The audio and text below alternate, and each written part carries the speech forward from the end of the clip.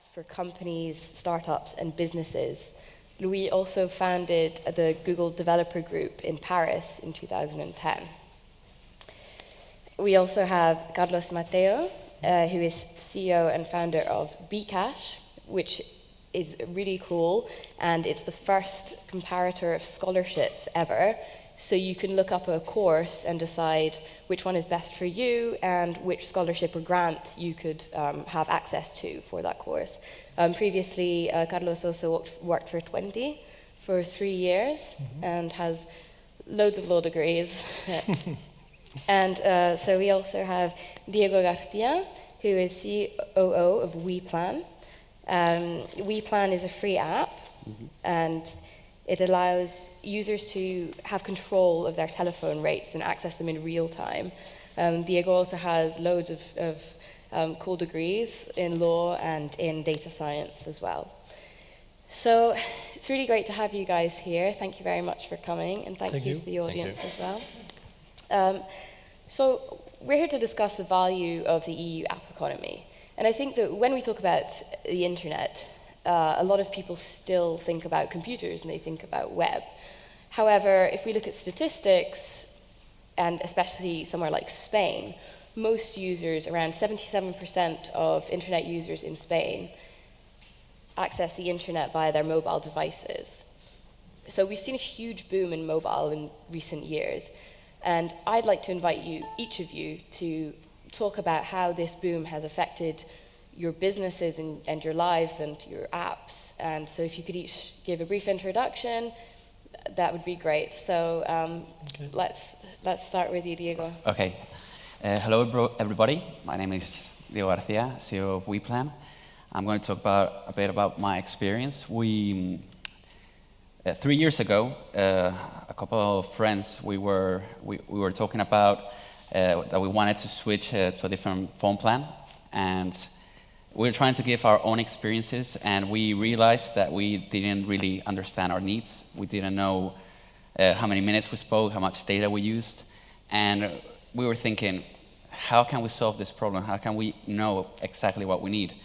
And we thought, wouldn't it be great if we had this app in our phones that would just tell us? So we looked if there was something like this, and we couldn't find it. We could find web-based, comparisons, but didn't really do the trick because I didn't know how much data I needed or how many minutes I spoke each month.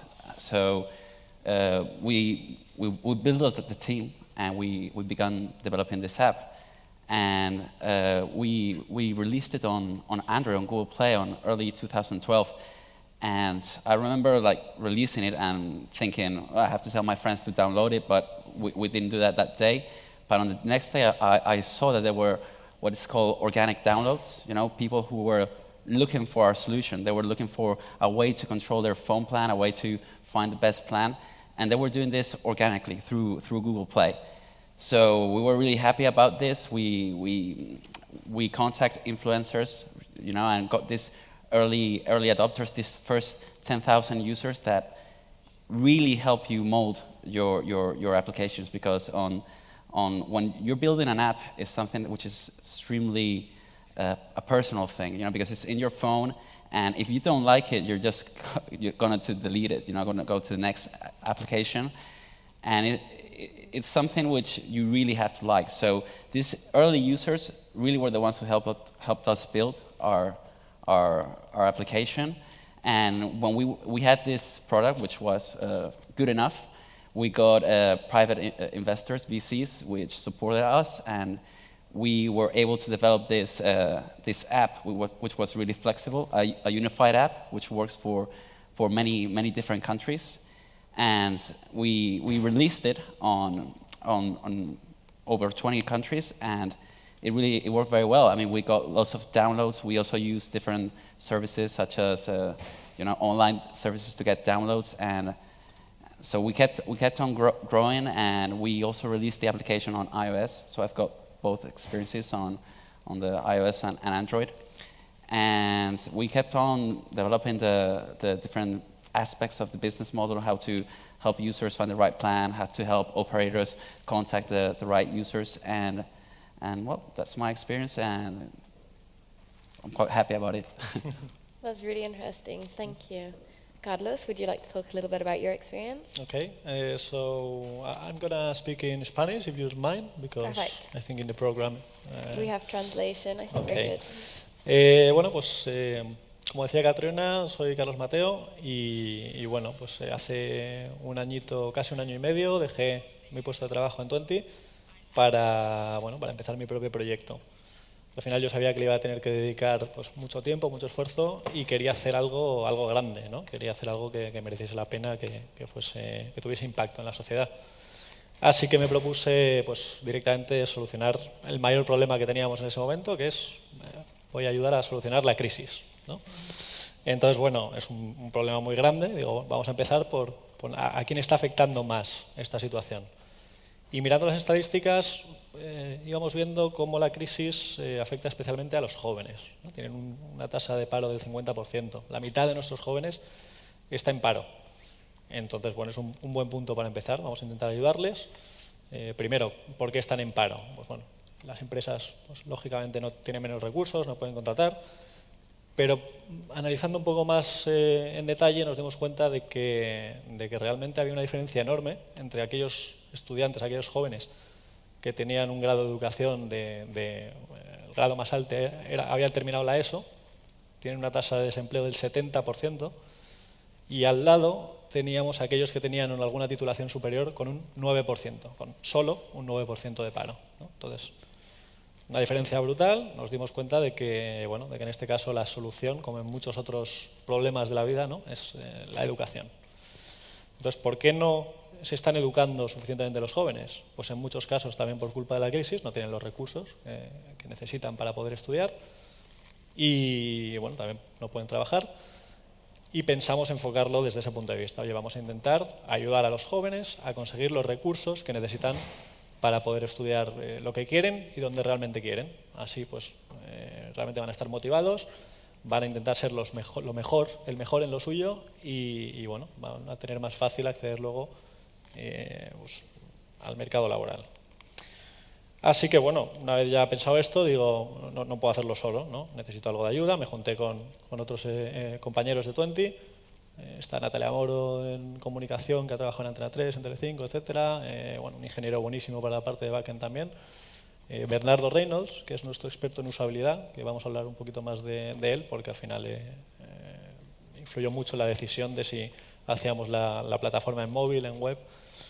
Y bueno, nos pusimos a trabajar. Al final queríamos hacer algo que fuese muy sencillo, personalizado, ¿no? Calculando la probabilidad que tiene cada usuario de conseguir cada beca, que le queríamos prestar durante toda su vida, ¿no? Año tras año, titulación tras titulación.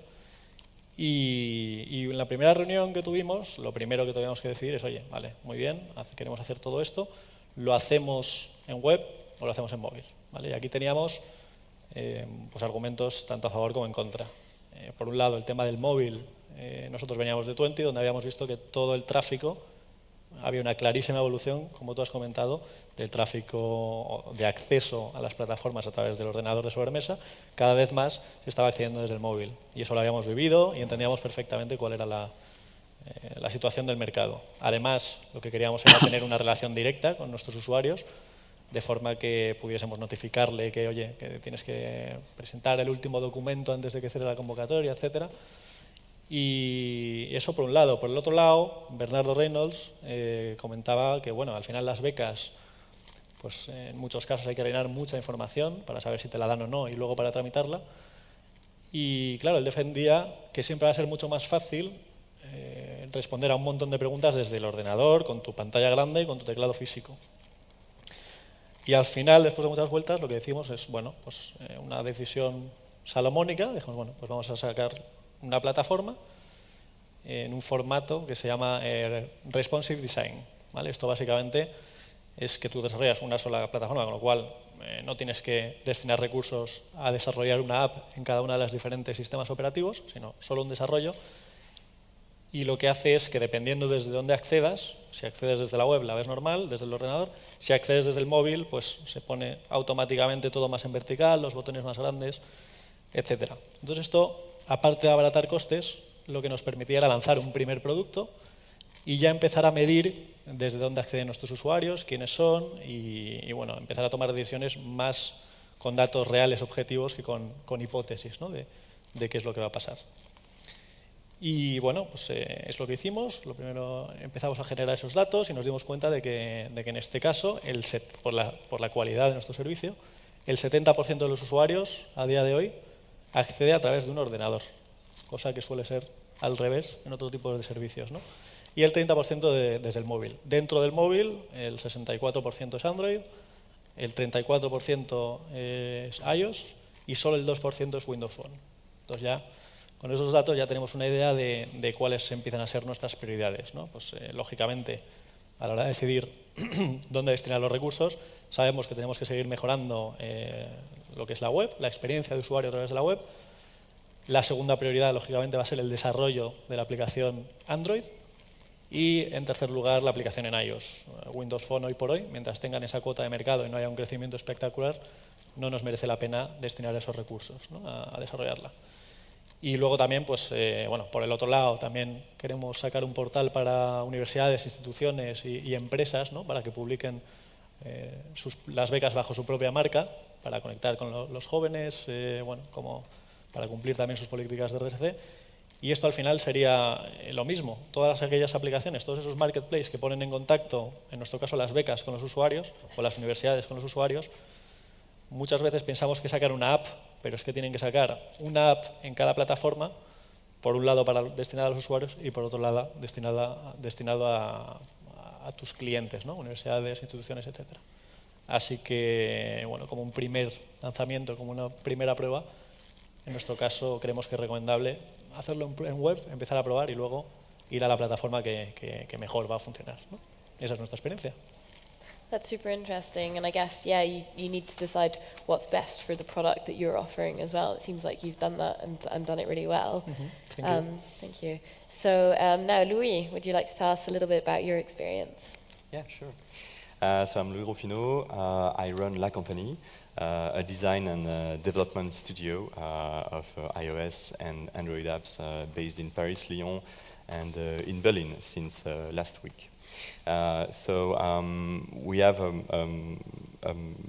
several years of experience of developing websites.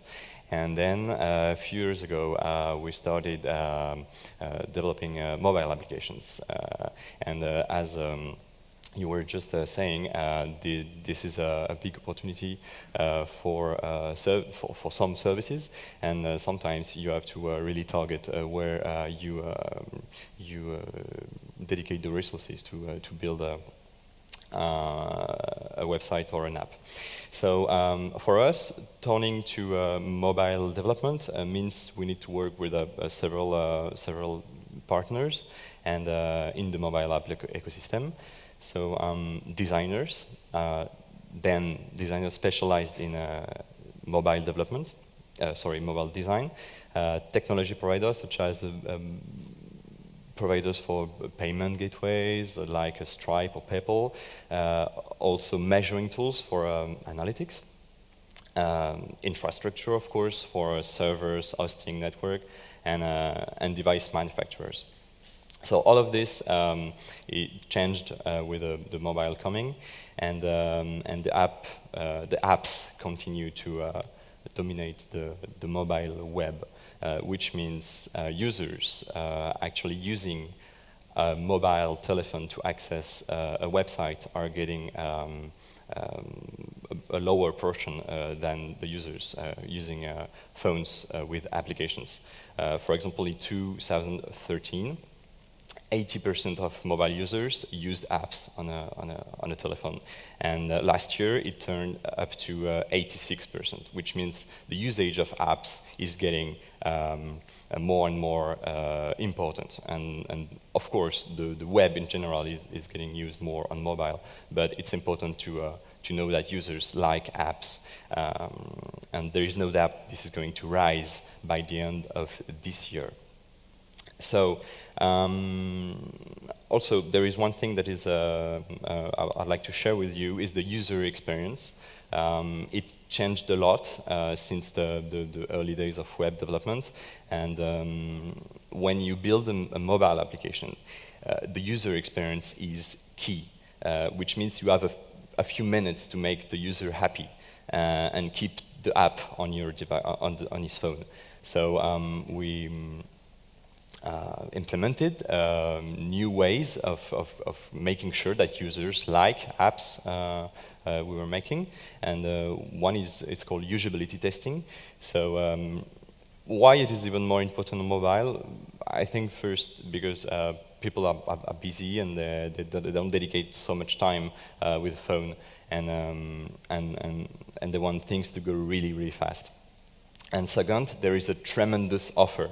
I've heard this morning that 40,000 apps, new apps, were released every month. So if you are suggesting an app or promoting an app, there are very few opportunities for you to put the app in the user pocket. And also, once it is in the pocket, you need to maintain this and keep the users happy with great updates. And letting the user know what updates, what's coming up, and why are you doing this, and also stay open and stay open to the user feedback and implement new version on the go. So there are different ways of doing this. You can simply share an app with people and then watch them using it. Also, you can have services online. We use also where you deploy an app to a set of users, and then it records how the user interacts with the app so that you can improve it.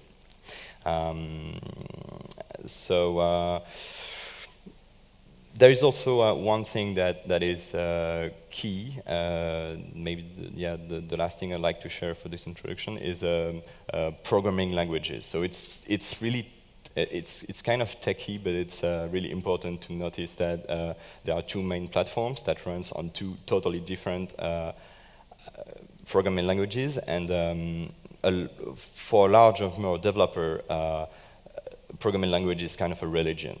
And so as a developer or as a company developing apps or as a solution provider, you have to choose very carefully on which platform you go. And from a technical perspective, it's important to choose the good ones, because if you dedicate time to master a specific platform or a specific framework, and then a few years after everything's dead, then it's a kind of an economical disaster for the given app that needs to be started over, or for the guy who dedicated his life to develop an app with a specific language that then died.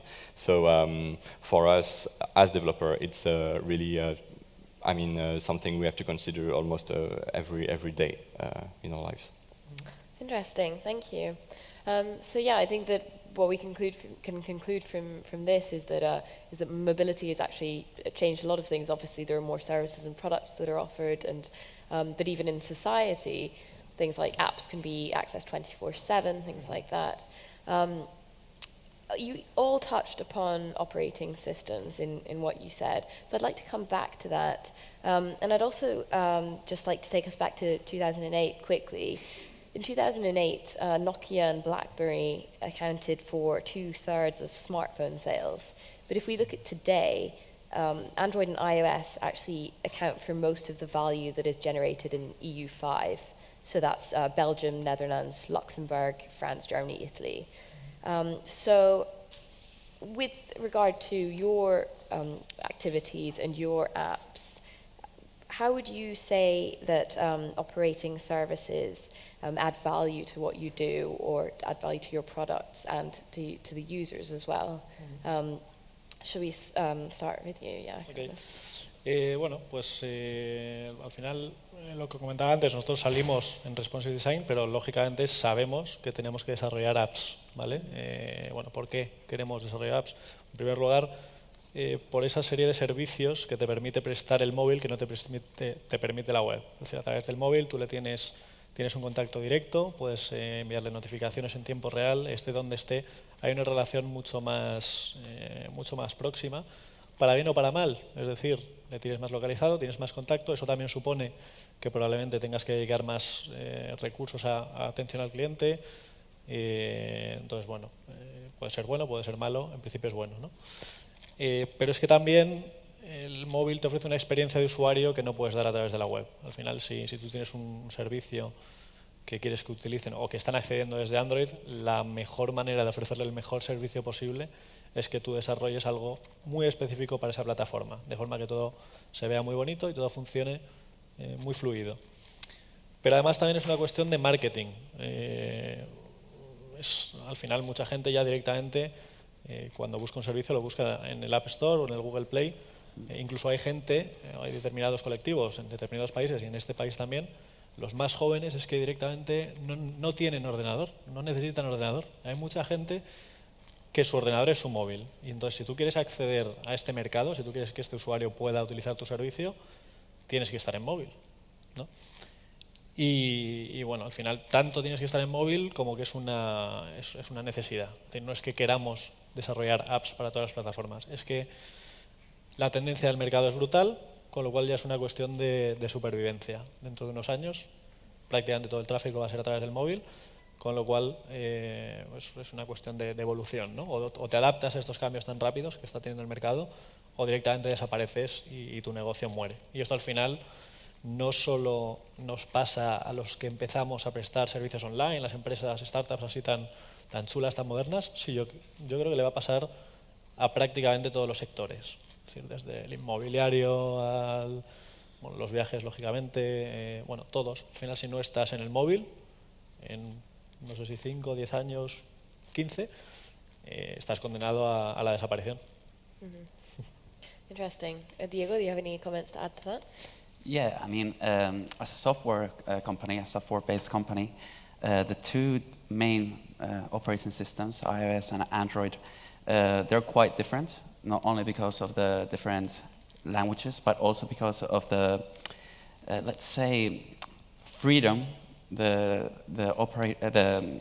give to the developers. For instance, let's just say that iOS is a bit more by the book. You know, you can do wonderful things, but you have to follow a certain, you know, a certain script. And iOS, it gives a little bit more freedom to the developer, so you can try things on a different way. Maybe you think, like, maybe this way will work better, and you can try it out. And also one thing which I find different about the two operating systems is that the profiles, obviously the people that have one type of phone and another, they're quite different. You know, so you do find that users do behave differently, not only because of the different operating system, but also because of the people, you know, the way they're using, the way they are. And just like one quick note on for me, the user feedback is extremely important. It's every time someone goes and does a review on your app, it's wonderful. And on iOS, you cannot answer the user. You cannot get back to him. You know, you can't begin that conversation through the Play Store, and that's something which I find quite different from Google Play. Yeah, so you said that the people that use the two main operating systems, so iOS and Android, have very different personalities. Yeah. And if you use user feedback as one of the main sort of components in then how you respond to user concerns and requests, then how do you do that if you're not getting the feedback on one operating system? Well, you do get feedback because eventually they do write you an email, for instance, or you do have lots of different programs that you can use to tag the way they're using the application. You know, you can know how much time they're like viewing a certain page or how they're like accessing the app. But for me, the most rewarding experience with a user is to directly talk with that person. You know, and he can. I found that certain users had great ideas. You know, and we did implement these ideas, and it's not that we don't work, you know, in my company, that all the ideas are coming from outside, but the ideas coming from outside really helped us build the product. And just like, it's an example on Android, most people are used to not paying for apps. And on iOS, people do tend to pay for certain apps. So people on Android are less tolerant than iOS are to a free app. If on iOS, if the app is free, they will say, oh, it's free, so I'm not going to give you a bad review. So yeah, it's like two different worlds. It's really interesting. Yeah. I have a question here. Even that people from the different operating systems are different, do you try to offer them the same user experience, or there are differences between platforms? You try to give different user experience. Okay.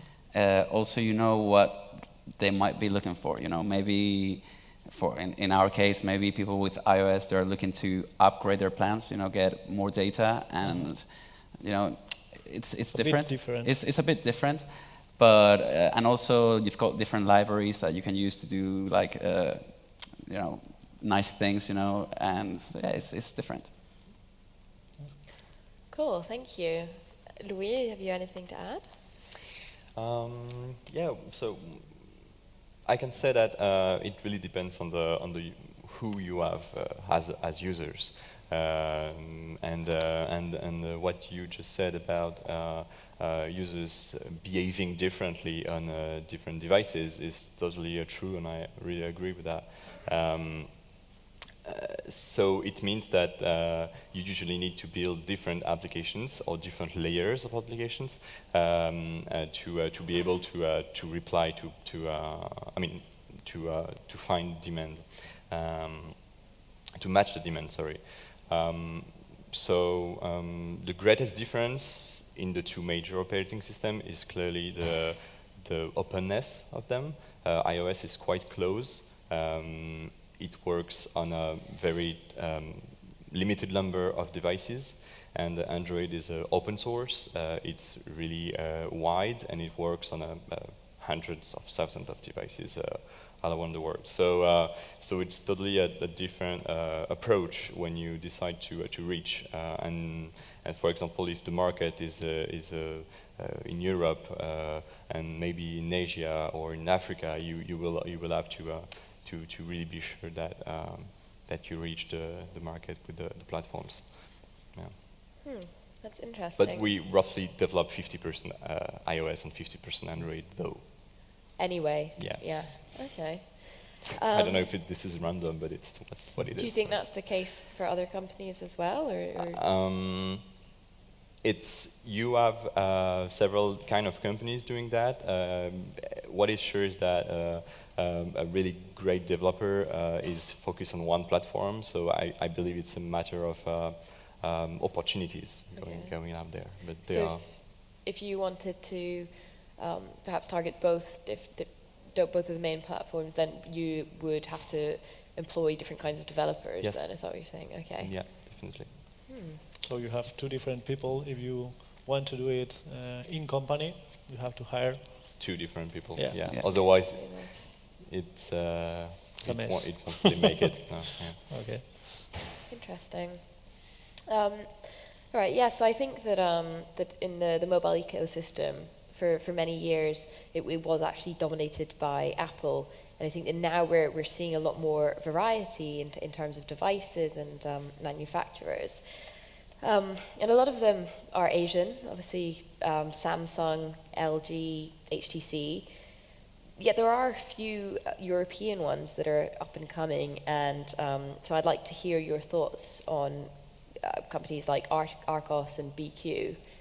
So let's start with you, Louis. Yes, I think this is really great that new companies are actually not kind of emerging, because Arcos in France is I don't recall when it was created, but it's a company that may be 20 years old or something, and they started creating music players, portable music players, like 15 years ago, or also, and they switched to Android because Android is an opportunity for them to just have a better operating system and maybe focus on the hardware, which is their part. And the fact that the market was dominated by I don't know, LG, Samsung manufacturers, and is changing now is a good thing because it allows Android to spread and developers managing this technology to actually build software for a lot of different devices. So, yeah. Okay. Carlos? Sí, yo aquí, bueno, a Arcos no les conocía de antes, pero sí que con BQ he podido trabajar con algunos de sus ingenieros, son gente muy preparada, muy buena, y bueno, son españoles, ¿no? Capital español también, y la verdad es que también tuve la suerte de uno de estos posgrados, le tuve de profesor a uno de los fundadores, y es un ejemplo de emprendedor total, de cómo con ganas y esfuerzo pues se puede conseguir cosas muy grandes, ¿no?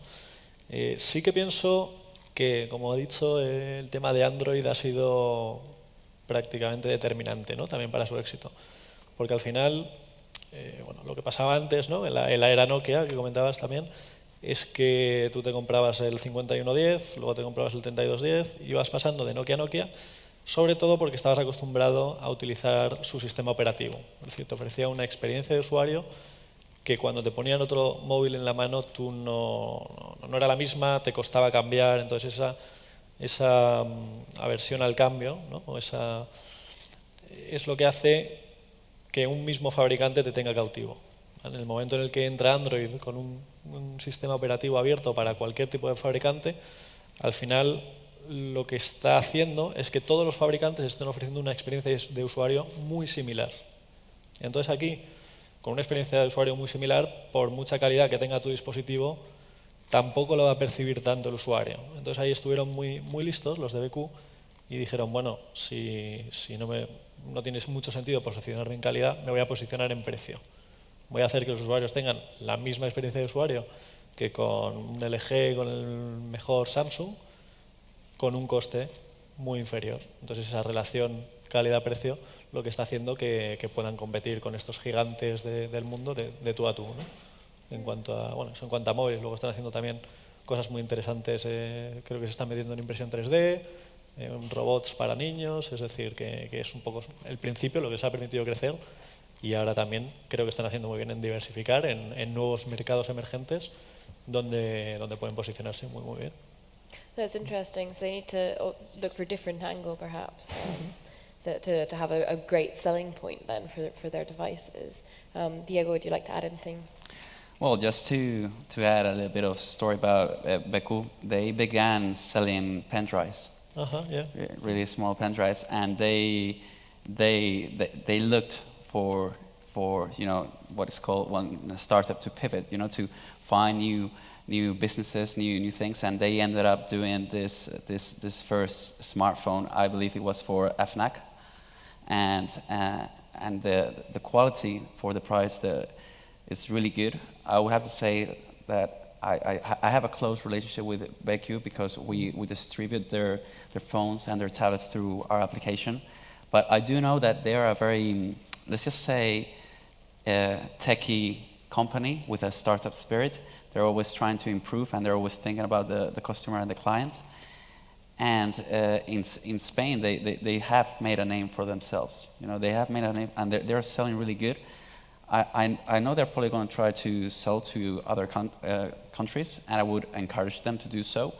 It is extremely important to internationalize, to go to other places, to sell to other markets, and I believe they're going to try to do it, and something they should do. In your opinion, the next countries that they're going to expand to, would those be European countries, neighboring countries? Or? Yeah, I do believe they're going to expand to Portugal and Germany. I believe so. I've seen a few users in France also. I mean, many users in France already of BQ devices. That's really interesting, guys. So I think now time is running out, so I think we'll ask the audience now if there are any questions for our three speakers. Obviously, you can ask questions in English or in Spanish, either way.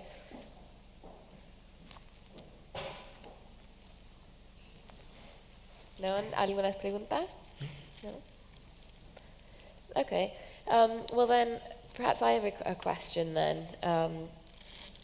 Perhaps we're just talking about specifically device manufacturers and expanding to other European countries. And perhaps you could tell us a little bit about your experience as well. And I'd be interested to know how you found perhaps targeting other European markets, if you've tried, if you think that would be possible, if that's something you're looking into in the future. So Diego.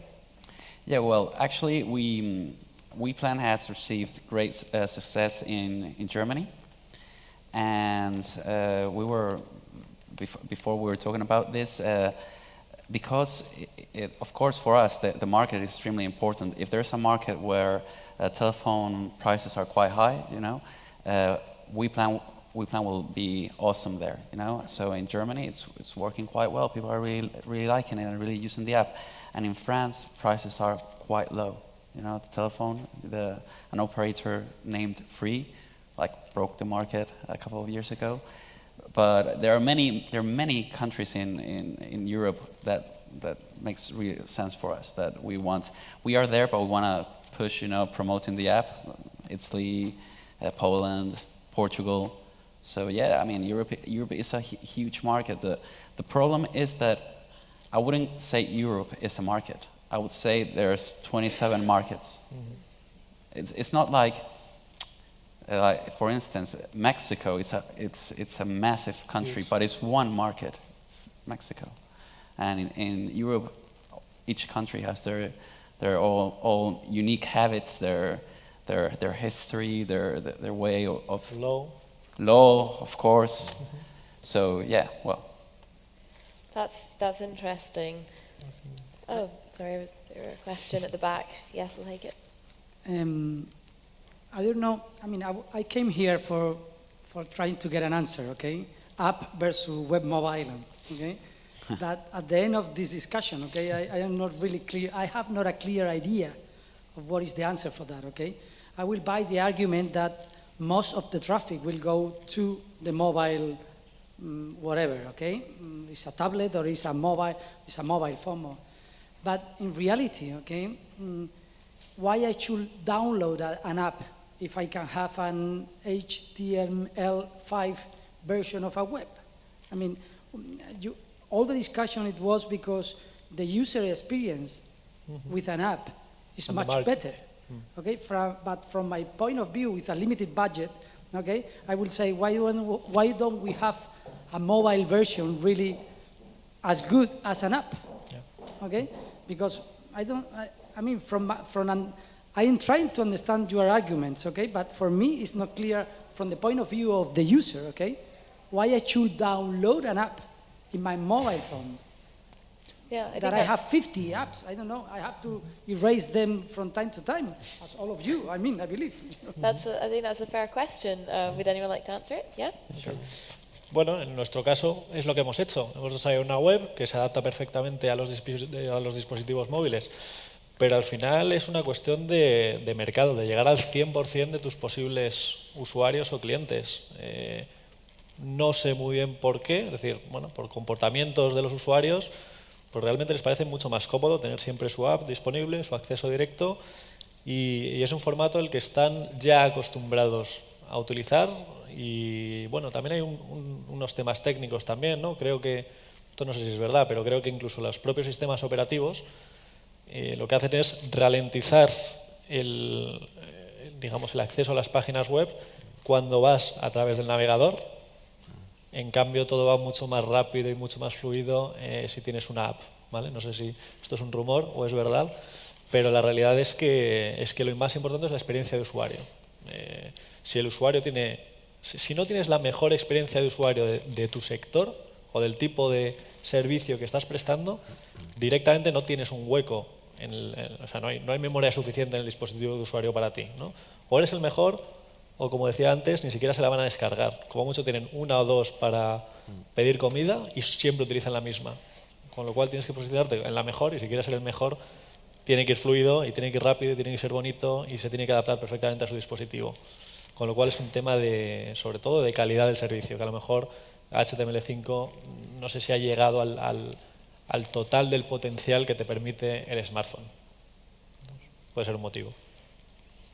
Yeah. Yeah, totally agree with. Go ahead. No, go ahead, go ahead. Yeah, maybe I have a good news for you.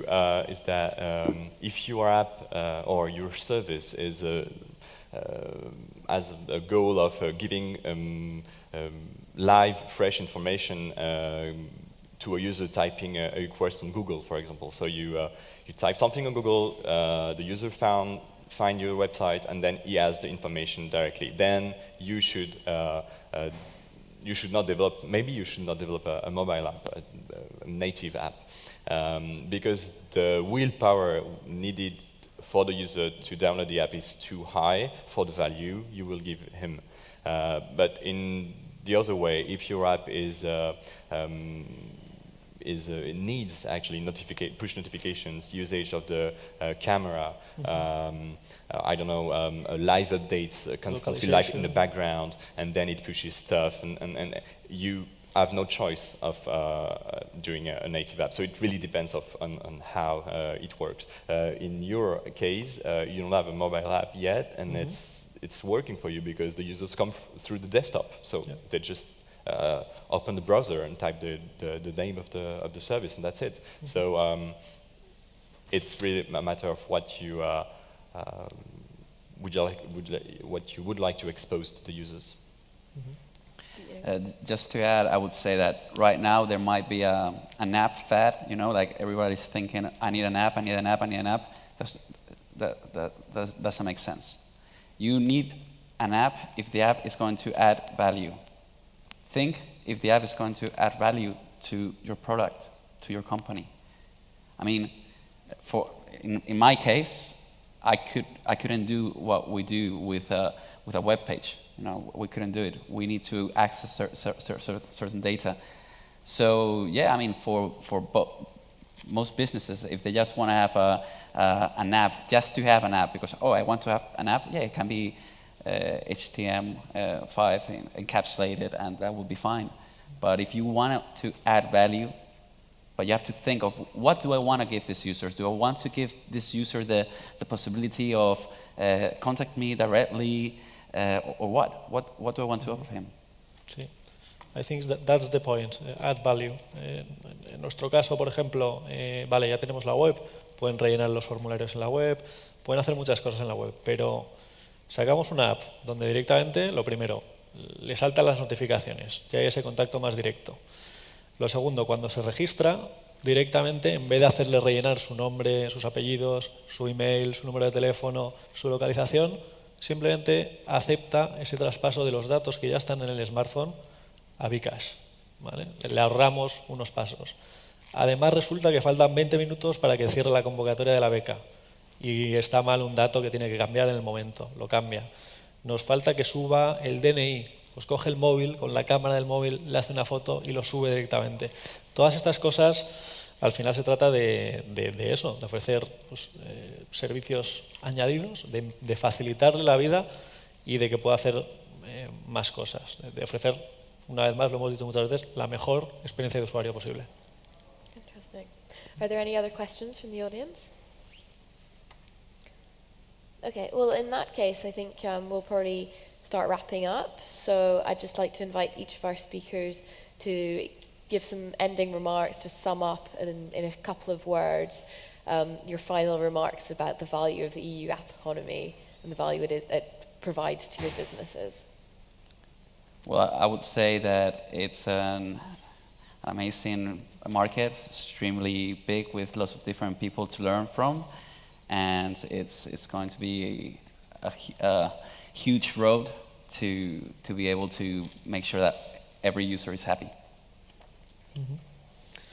Bueno, yo me quedo un poco con ese cambio, ¿no?, de tendencia de qué es lo que está demandando la gente a través de esos servicios móviles. El usuario lo quiere todo, lo quiere ya, y al final pues tienes que cuidarle, yo creo que más que nunca, ¿no? Siempre hemos cuidado de nuestros consumidores, pero ahora que tenemos ese contacto tan directo, yo creo que es más importante que nunca. Hemos hablado mucho también yo creo, de temas técnicos, no nos hemos metido tanto a nivel de, bueno, por ejemplo, de negocio, ¿no?, de qué plataforma utilizar en función de tu negocio. Pues Al final, con iOS, por ejemplo, lo que tiene que saber la gente es que el 30% de los ingresos por descarga de la app o por cualquier pago que hagas a través de esa app se va directamente para Apple, con lo cual pues, se carga muchos modelos de negocio, ¿no? Sobre todo los que van a comisión. Y bueno, luego cómo afecta un poco a toda la economía en general, pues ahora también se habla mucho de la destrucción de empleo, ¿no? Porque ahora todo es más automático, todo es mucho más rápido. Yo creo que pues es verdad, pero se están creando también muchísimos puestos de trabajo en desarrollo de apps, ¿no? Entonces yo creo que también otra manera de solucionar el paro, ¿no? Además con BeCash, es pues si convertimos a todos los constructores de edificios en constructores de apps, ¿no? Eso es algo complicado, pero yo creo que ese es el reto, es si somos capaces de educar o de formar a nuestros trabajadores tan rápido como están cambiando los tiempos. Louis? So switching back to English, you're right about the opportunity here. The thing is that there are more and more projects going on mobile, and there is a shortage of developers and engineers making apps, and this is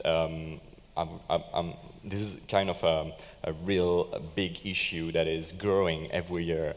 So the one effect of it is that the salaries of the developers are growing really, really fast. And the cost of making apps and websites, mostly apps, are rising a lot too. So I would say that, yes, there's a lot of opportunities, but Europe needs more developers. So if you have time to spare, or if you'd like to change your life, start coding, and everyone will be delighted, I guess. I think that's interesting. So as I mentioned earlier, I'm EU Policy Director for the Apps Alliance, and that's something that we look at as well. So obviously, my perspective on policy, we focus a lot on EU policy. And Diego, you mentioned earlier that you think that in Europe there are several different markets rather than one single market, and obviously that's something that the EU is looking at right now, the creation of a digital single market. Mm-hmm. So we're working very hard to follow that as well, and to see what app developers need from that, and how we could combine them and make sure that the best version of a digital single market would come out. And also in regard to e-skills, that's something that we have also done some events on in Brussels and that we're following. So these are very crucial issues, I think, right now. So with that, I'd like to thank you all for coming, and I think that we can give our wonderful speakers a great round of applause. Say thank you.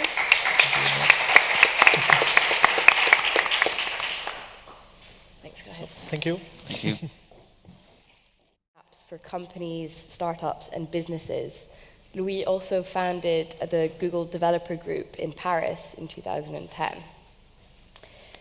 We also have Carlos Mateo, who is CEO and founder of BeCash, which is really cool, and it's the first comparator of scholarships ever.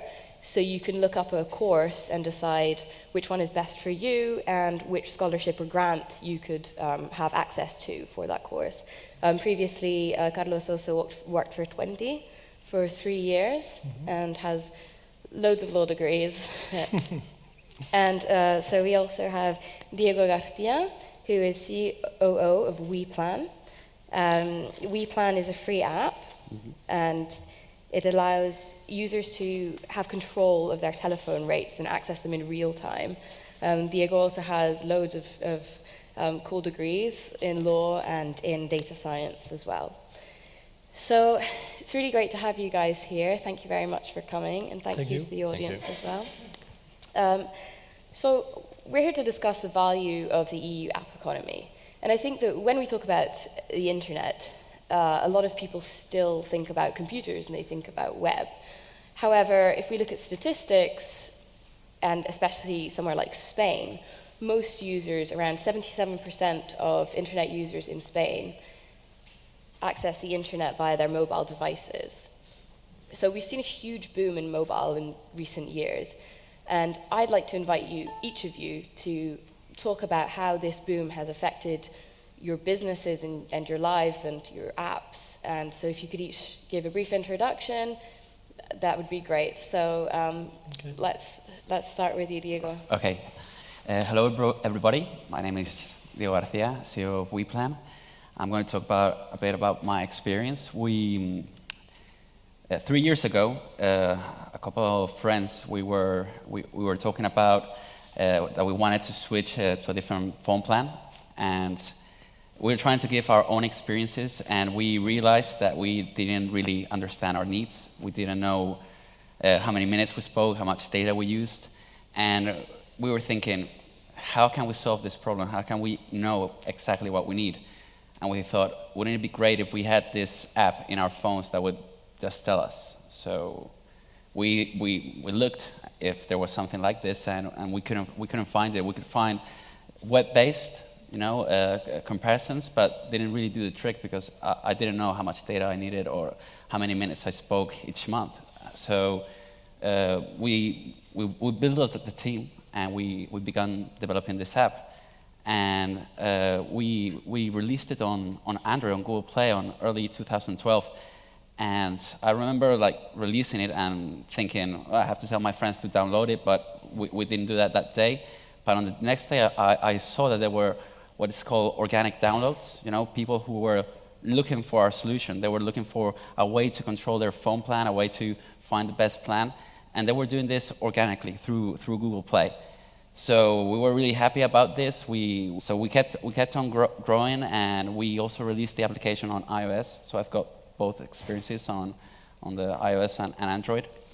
And we kept on developing the different aspects of the business model, how to help users find the right plan, how to help operators contact the right users. And well, that's my experience, and I'm quite happy about it. That's really interesting. Thank you.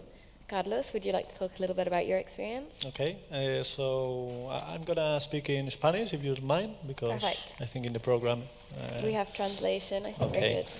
we're good. Bueno, pues como decía Catriona, soy Carlos Mateo y bueno, pues hace un añito, casi un año y medio, dejé mi puesto de trabajo en Twenty para empezar mi propio proyecto. Al final yo sabía que le iba a tener que dedicar pues, mucho tiempo, mucho esfuerzo y quería hacer algo grande, ¿no? Quería hacer algo que mereciese la pena, que tuviese impacto en la sociedad. Así que me propuse pues, directamente solucionar el mayor problema que teníamos en ese momento. We contact influencers, and got these early adopters, these first 10,000 users that really help you mold your applications, because when you're building an app, it's something which is extremely a personal thing, because it's in your phone, and if you don't like it, you're going to delete it. You're not going to go to the next application, and it's something which you really have to like. So these early users really were the ones who helped us build our application, and when we had this product, which was good enough, we got private investors, VCs, which supported us, and we were able to develop this app, which was really flexible, a unified app, which works for many different countries. And we released it on over 20 countries, and it worked very well. I mean, we got lots of downloads. We also used different services, such as online services to get downloads, and